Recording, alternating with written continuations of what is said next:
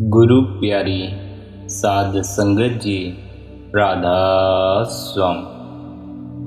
उस मालिक, उस सच्चे सद्गुरु से यह प्रार्थना की जाती है कि वह आप सभी को अनहद शब्द उस सच्चे नाम के साथ जोड़े। आप सभी मनुष्य जन्म के असल सत्य को जाने। आप सभी इतने आनंद से जीवन को जिए कि मरते वक्त आपके भीतर किसी तरह की कोई निराशा ना हो। अगर वह किसी दिन कह दे चलो, तो चलने में कोई संकोच न उठे। उसकी मर्जी में राजी होकर चल दो, उसकी मस्ती में राजी होकर चल दो। पर बहुत से जीव तो मरते वक्त मरने में भी संकोच करने लगते हैं। जीते वक्त जिस जीवन का बोझ उन्हें दबा देता है, मरते वक्त उसी जीवन के छिन जाने की निराशा उनके भीतर घर कर जाती है। वे मरते वक्त भी थोड़ा और जी लेने की कामनाएं करते हैं। और जी लेने की यह कामना मरते वक्त आया जीवन का यह स्मरण जीव को बार बार जीवन में लेकर आता है, और जीव संसार के जेल खाने में ही फंसा रह जाता है। बड़े सौभाग्यशाली हैं वे लोग जिन्हें मरते वक्त परमात्मा की याद आए, प्रियतम की याद आए, उस सच्चे सद्गुरु की याद आए। वे जीव जिन्हें मरते वक्त भी सद्गुरु और परमात्मा का स्मरण बना रहता है, वे फिर लौटकर इस संसार के जेल खाने में नहीं आते। उनकी इस संसार रूपी जेल खाने से रिहाई हो जाती है। वे परमात्मा के घर, अपने असली घर, अपने सच्चे घर सचखंड में प्रवेश कर जाते हैं। उनका जीना भी बहुमूल्य होता है और उनका मरना भी बहुमूल्य होता है। वे मनुष्य जन्म के असल सत्य को जान लेते हैं। मगर वे कौन से जीव हैं जो इस अवस्था में मरते हैं, जिन्हें मरते वक्त सद्गुरु या परमात्मा का स्मरण बना रहता है? वे कौन से जीव हैं जिन्हें मरते वक्त संसार की याद नहीं आती? अगर याद आती भी है तो परमात्मा की आती है। मरते वक्त परमात्मा की याद, सद्गुरु का स्मरण उन्हीं जीवों को आता है जो जीवन को आनंद से और गुरु को अपना जीवन समर्पित करके अपना जीवन जीते हैं। ये वे जीव हैं जो संसार में आनंद की अवस्था खोज लेते हैं। दो ही अवस्थाएं मौजूद हैं, एक आनंद की अवस्था है, एक दुख की अवस्था है। कुछ जीव सारा जीवन दुख की अवस्था में ही गुजार देते हैं, और बड़े सौभाग्यशाली जीव आनंद की अवस्था को भी खोज लेते हैं। जिस अवस्था में जीव को रस मालूम पड़ता है, जीव उसी अवस्था की ओर चल देता है। और ध्यान रखें, जिस प्रकार आनंद की अवस्था में रस आता है, उसी प्रकार दुख की अवस्था में भी रस आता है। जीव को दुखों का स्वाद चखने की भी गंदी आदत पड़ जाती है। दुख की अवस्था को ही जानने वाली जीव पर अगर एक दुख आ जाए तो वो दो तीन तो अपनी तरफ से ही निर्मित कर लेता है और उन दुखों में रस लेता है। रस किस तरह लेता है कि वह दुखों के जरिए अपने अहंकार को निर्मित करता है, अपने अहंकार को बढ़ावा देता है। आपने भी ऐसे लोग देखे होंगे जो 10 लोगों में बैठे अपने दुख की चर्चा ही करते बंद नहीं होते। उन्हें अपने दुख की चर्चा करने में भी रस आता है। उन्हें इस बात का बढ़ावा मिलता है, इस बात से उनका अहंकार मजबूत होता है कि उनका दुख उन सभी के दुखों से बड़ा है। जीव की मनोवृत्ति ही ऐसी है। अगर वह सुख में तुमसे आगे ना हो सका तो वह दुख में तुमसे आगे होने की चेष्टा करेगा। बस यही अहंकार है, आगे होने की चेष्टा है। अगर सही ढंग से जीव आगे ना हो सके तो गलत ढंग से आगे हो जाता है, बस अपने अहंकार की खातिर।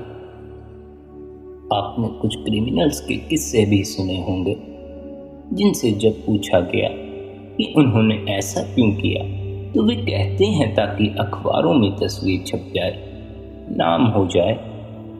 यही हर जीव का हाल है। जीव सिर्फ और सिर्फ अपने अहंकार को मजबूत करना चाहता है, अपना नाम कर लेना चाहता है, और अगर वह ऐसा सही ढंग से ना कर पाए तो वह गलत ढंग से भी ऐसा करने को तैयार हो जाता है। इसलिए बहुत से जीव दुख के जरिए अपने अहंकार को मजबूत करने की कोशिश करते हैं। वे यही जताने की कोशिश में लगे रहते हैं कि उनके आसपास मौजूद जीवों में से सबसे ज्यादा दुख तो उन्हीं के जीवन में है। अगर दो जीव आपस में दुख की चर्चा कर रहे हों तो वे एक दूसरे से बढ़ाकर अपना दुख बयान करते हैं। वे सामने वाले पर इस बात का प्रभाव डालने की कोशिश करते हैं कि मेरा दुख तुमसे भी बड़ा है, और यह बड़ा होने की आकांक्षा ही अहंकार है। और ऐसा नहीं कि अहंकार धन दौलत का होता है। अहंकार किसी भी बात का हो सकता है, सुख दुख का अहंकार भी हो सकता है। पर अहंकार सिर्फ और सिर्फ एक भ्रांति है। मैं सुखी या मैं दुखी, इससे कोई फर्क नहीं पड़ता। तुम हो नहीं, तुम थे नहीं, तुम रहोगे भी नहीं। कुछ समय की बात है। अगर कुछ समय के लिए मैं मेरी का महल खड़ा कर भी लोगे तो उससे क्या फर्क पड़ेगा, एक ना एक दिन तो ढह ही जाएगा। इसलिए जीव को अहंकार भी त्याग देना चाहिए। जब तक अहंकार रहेगा, जीव या तो सुख से अपने अहंकार की पूर्ति करना चाहेगा, मैं सुखी, या दुख से अपने अहंकार की पूर्ति करेगा कि मैं दुखी। फर्क कोई नहीं पड़ता। अहंकार वैसा का वैसा ही खड़ा रहेगा। तुम सुखी हो जाओ या दुखी हो जाओ, अहंकार नहीं डगमगाएगा। मैं मेरी तो बनी रहेगी। जब तक मेरे बच्चे, मेरा मकान, मेरा शरीर और मेरे का भाव जीव में बना रहता है, आनंद की वर्षा नहीं होती। और जब तक जीव के जीवन में आनंद की वर्षा नहीं होती, जीव तब तक दुख में ही जीवन काटता है। हाँ, छोटे मोटे सुख भोग सकता है, मगर वह सुख क्षण भर के लिए ही होते हैं। वे सुख सदाबहार हमारे जीवन में नहीं ठहरते। रात को शराबी शराब पीकर मजे में सो जाता है और सुबह उठकर उसका सिर दर्द से फटा जाता है और कई परेशानियां सामने आकर खड़ी हो जाती हैं। शराब के नशे में जो परेशानियां मालूम नहीं पड़ती, वही नशा उतरते ही ऐसे मालूम पड़ती हैं जैसे मानो दुखों का पहाड़ टूट पड़ा हो। इसलिए इस संसार में सुख क्षण भर के लिए ही है, फिर तो दुख सामने प्रकट हो ही जाएगा। क्योंकि यह संसार की रीत है। यहाँ हर जीव दुख से घिरा हुआ है। अगर यहाँ इस संसार में दुख न होता तो किसी को परमात्मा की याद न आती। दुख मौजूद है, इसलिए परमात्मा का स्मरण हर पल बना हुआ है। और वे जीव बड़े भाग्यशाली हैं जो अपने दुख से अपना अहंकार निर्मित नहीं करते, जो अपने दुख की चर्चा में रस नहीं लेते, जो ना तो दुख को दूर करने की कोशिश करते हैं, क्योंकि दुख कभी दूर किया नहीं जा सकता, और ना ही वे दुख में शामिल होते हैं। बस स्वीकार कर लेते हैं कि दुख है, ना नकारते हैं, ना उसके साथ शामिल होते हैं। जो दुख को स्वीकार कर लेते हैं वे दुख से परे भी हो जाते हैं। हालांकि सत्य तो यह है कि दुख और सुख भी मौजूद नहीं है। अगर कोई मौजूद है तो तुम मौजूद हो। तुम्हारा यह अहंकार मौजूद है कि मैं हूं। तुम इस शरीर को मैं मानते हो, इसलिए अगर इस शरीर पर कल को कोई बीमारी आए तो फिर वह भी तुम्हें ही झेलनी पड़ेगी। अगर इस शरीर पर कल को कोई दुख आया तो वह भी तुम्हें झेलना पड़ेगा, क्योंकि तुम मानते हो कि तुम शरीर हो। ये मैं का अहंकार, इसके कारण तुम्हें दुख सुख और कई तरह की चीजें भोगनी पड़ती हैं। जिस दिन तुम्हारा यह अहंकार निकल जाएगा कि मैं शरीर हूं, जिस दिन तुम जान लोगे कि तुम आत्मा हो, उस दिन इस शरीर को चाहे कोई बीमारी आए, चाहे कोई दुख आए, चाहे कोई सुख आए, तुम्हें कुछ नहीं छुएगा। तुम हर चीज से अछूते रह जाओगे। और जिस जीव के भीतर मेरी मर्जी निकल जाती है और तेरी मर्जी ही रह जाती है, उसके भीतर आनंद की वर्षा हो जाती है। और जो जीव जीवन को आनंद से जीता है, उसे आनंद से ही मरने का सौभाग्य प्राप्त होता है। इसी तरह जो जीव दुख में जीवन व्यतीत करता है, उसे मरते वक्त भी दुख में मरना पड़ता है, और यह दुख उसे बार बार संसार में खींच लाता है। इस संसार से रिहाई के लिए, उस आनंद की अवस्था को हासिल करने के लिए, जिससे आपका जीवन भी आनंद में गुजरे और आपकी मृत्यु भी आनंद में हो, उस अवस्था को हासिल करने के लिए हमें ध्यान करना बड़ा जरूरी है। इसीलिए संत महात्मा हमें यह होका देते आए हैं कि ध्यान में बैठो, भजन में बैठो। बगैर ध्यान के हम उस अवस्था को हासिल नहीं कर सकते, उस आनंद को हासिल नहीं कर सकते, उस परम शांति को हासिल नहीं कर सकते। उस सच्चे आनंद को हासिल करने के लिए हमें सच्चे सद्गुरु की खोज करनी चाहिए, क्योंकि सच्चे सद्गुरु के पास वह नाम रूपी, वह अनहद शब्द रूपी अनमोल खजाना है।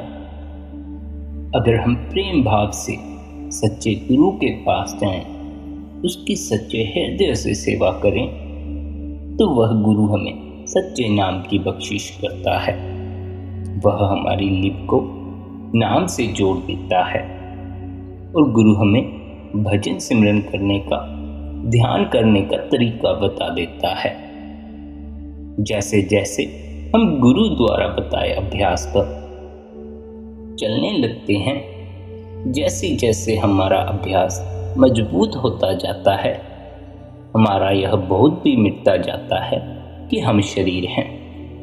और जैसे जैसे हमारा यह शरीर होने का बोध मिटता जाता है, हमारे भीतर आनंद का झरना बहना शुरू हो जाता है। मगर यह उस सद्गुरु की दया मेहर से संभव है, ध्यान मार्ग से संभव है।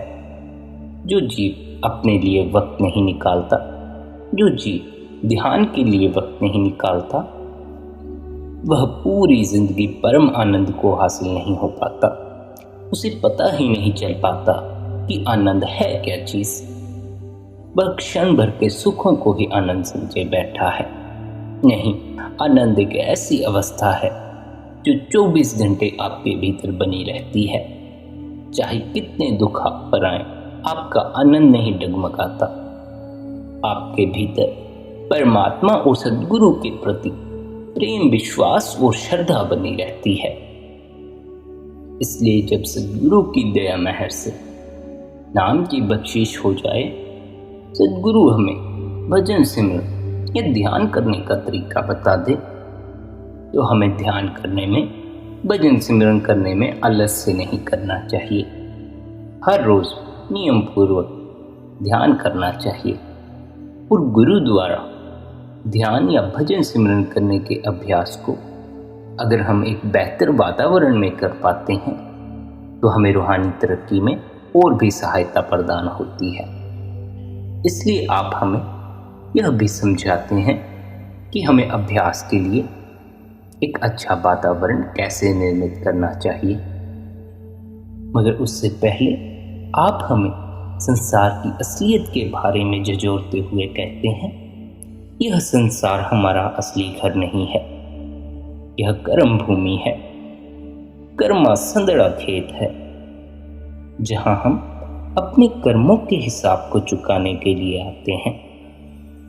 जो कुछ भी हम यहाँ देख रहे हैं वह अस्थाई और नाशवान है।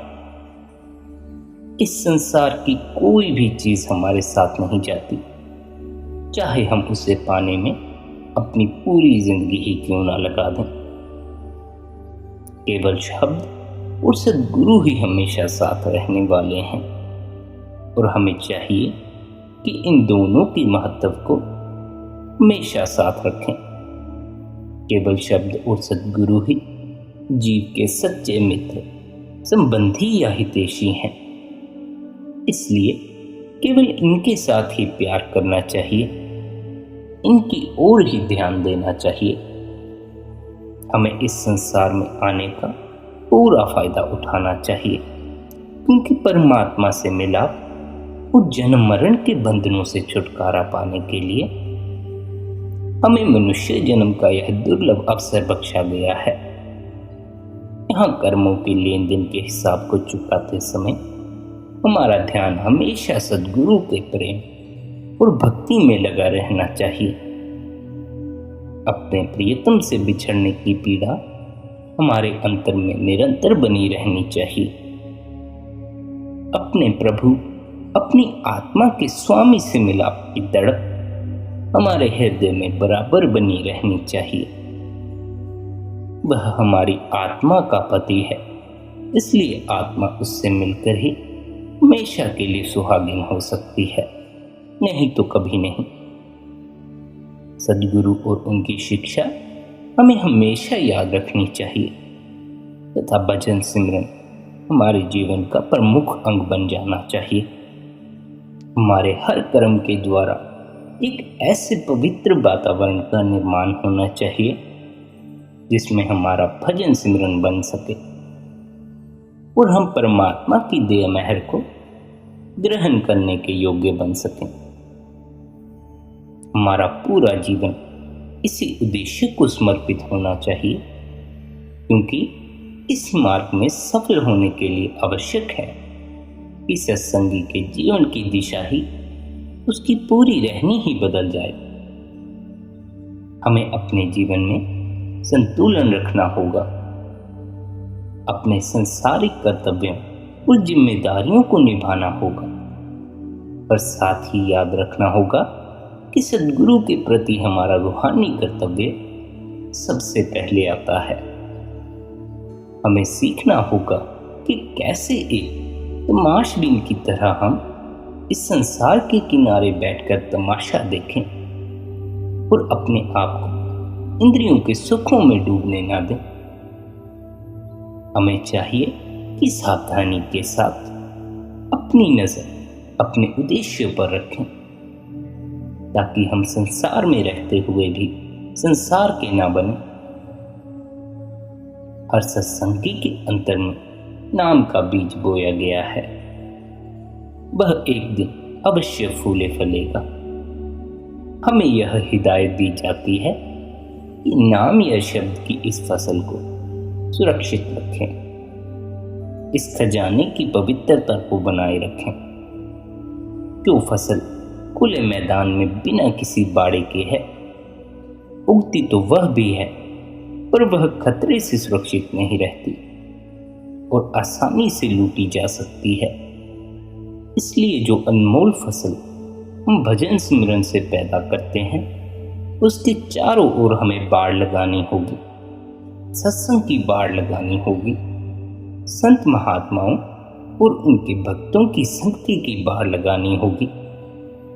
सत्संग वह मजबूत डाल है जो चोरों और डाकुओं से हमारी रूहानी दौलत की रक्षा करती है। शब्द के अभ्यास द्वारा हमारे अंदर जो शक्तियां जाग उठती हैं, कभी भी अहंकार में आकर उनका दिखावा नहीं करना चाहिए। उन्हें लेकर हमें कभी गर्व नहीं करना चाहिए। अगर हम इस रूहानी खजाने को सुरक्षित रखेंगे, इसकी संभाल करते रहेंगे, तो परमात्मा की दया मेहर से यह बराबर बढ़ता ही जाएगा। इसलिए हमें प्रतिदिन ऐसा वातावरण बनाते रहना चाहिए जिसमें हमारा भजन सिमरन नित्य बढ़ते हुए प्रेम प्यार के साथ होता रहे। हमें इस मार्ग पर दृढ़ रहते हुए संतों की शिक्षा के अनुसार अपने जीवन को ढालना चाहिए। इस प्रकार हम सद्गुरु की खुशी प्राप्त करेंगे और उसके फलस्वरूप परमात्मा के दरबार में जाने के योग्य हो सकेंगे। हम उस उद्देश्य को पूरा कर सकेंगे जिसकी पूर्ति के लिए हमें मनुष्य जन्म का अवसर प्रदान किया गया है।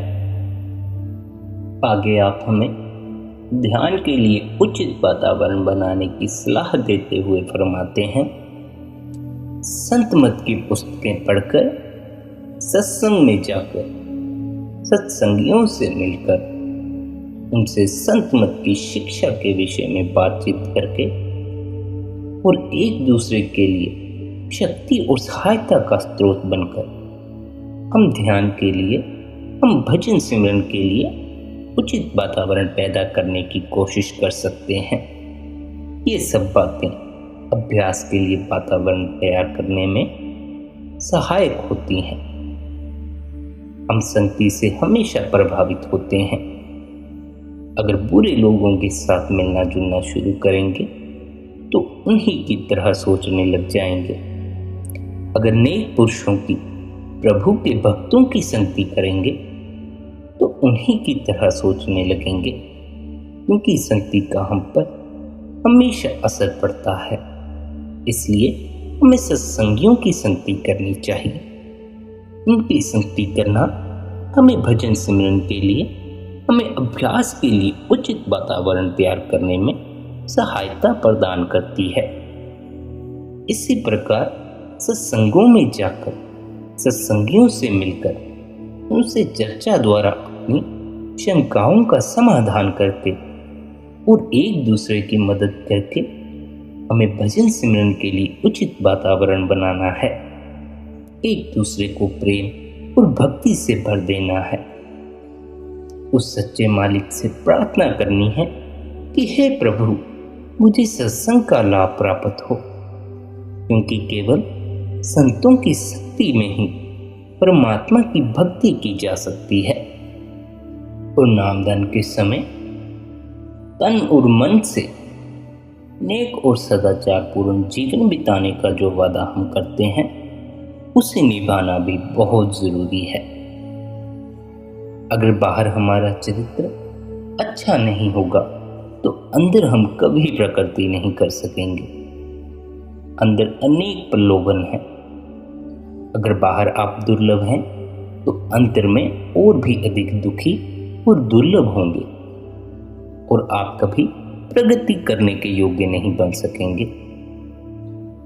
और फिर अगर हमारी त्वचा हमेशा नीचे के केंद्रों की ओर जा रही है तो अपनी सुर्त को समेटकर ऊपर आंखों के केंद्र पर लाना हमारे लिए बहुत कठिन होगा। जब तक हमारा चरित्र अच्छा ना हो, हमारी रहनी पवित्र ना हो और जब तक हम तीसरे दिल पर एकाग्र होने में समर्थ ना हो जाएं, तब तक कोई रूहानी प्रगति नहीं कर सकते। जो अभ्यास का तरीका सद्गुरु ने हमें बताया है, उसमें आलस्य नहीं करना चाहिए। हमें निरंतर अभ्यास करते रहना चाहिए। अपनी तवज्जो को धीरे धीरे समेटना होगा और तब कहीं धीरे धीरे शरीर को खाली करके हम ऊपर आ सकेंगे। यह रातों रात होने वाला काम नहीं है। यह इतना आसान काम भी नहीं कि आज ना मिला कल आपने मन पर काबू पा लिया और तवज्जो को आंखों के केंद्र पर स्थित करके अंदर चले गए। नहीं, यह निरंतर अभ्यास से होता है। सिर्फ चाहने मात्र से, केवल तीव्र इच्छा से ही आप वहां नहीं पहुंच सकते। केवल शब्द, आंतरिक प्रकाश और धुन ही आपको चेतना के उस स्तर तक ले जा सकते हैं और कोई चीज आपको वहां तक नहीं ले जा सकती। आपका अभ्यास आपकी मदद करेगा, आपका विश्वास आपका सहायक होगा। उस सद्गुरु के दर्शन की असली तड़प, असली प्यास भी केवल भजन सिमरन या ध्यान से ही पैदा होती है। इसके अलावा सद्गुरु के दर्शन की सच्ची प्यास किसी भी तरीके से पैदा नहीं होती, क्योंकि जो प्यास आपके भीतर से पैदा नहीं हुई उसका कोई लाभ नहीं। मन के ऊपरी भाव से पैदा हुई प्यास बिल्कुल भी लाभकारी नहीं है, उसका हमें कोई लाभ नहीं होने वाला। कभी आपको प्रेम महसूस होगा, कभी प्रेम नहीं महसूस होगा। कभी सद्गुरु की उपस्थिति में भी आपकी उनसे बात करने या उनकी ओर देखने की इच्छा तक नहीं होगी, और कभी उनसे दूर रहते हुए भी आप उनके पास वापस जाने के लिए बहुत बेचैन हो जाएंगे, अगर यह मन के तल पर पैदा होने वाली भावना है। भजन सिमरन ध्यान आपके अंदर दर्शन के लिए सच्ची व्याकुलता उत्पन्न करता है। जो आपके गहरे से उत्पन्न हुई प्यास है वही दर्शन के लिए सच्ची प्यास मानी जाती है। केवल भजन सिमरन ही आपके अंदर उस असली आंतरिक दर्शन की इच्छा पैदा कर सकेगा, और जब तक भीतर से दर्शन की सच्ची प्यास पैदा ना हो तब तक दर्शन भी नहीं मिल पाते। हमें सद्गुरु के दर्शन कब होंगे यह हमारी प्यास पर निर्भर करता है। जितनी गहरी हमारी प्यास होती है उतने ही हम सद्गुरु के दर्शन के करीब पहुंच जाते हैं। इसलिए हमें अपनी प्यास को गहरा करने का अभ्यास निरंतर करते रहना चाहिए। सद्गुरु के दर्शन पाने का असली तरीका असली प्यास पैदा करना है, और यह सच्ची प्यास, यह असली प्यास ध्यान या भजन सिमरन से पैदा होती है। इसलिए निरंतर सद्गुरु द्वारा बताया अभ्यास करते रहें और सद्गुरु पर विश्वास रखें, सद्गुरु के साथ प्रेम बनाए रखें। राधा स्वामी जी।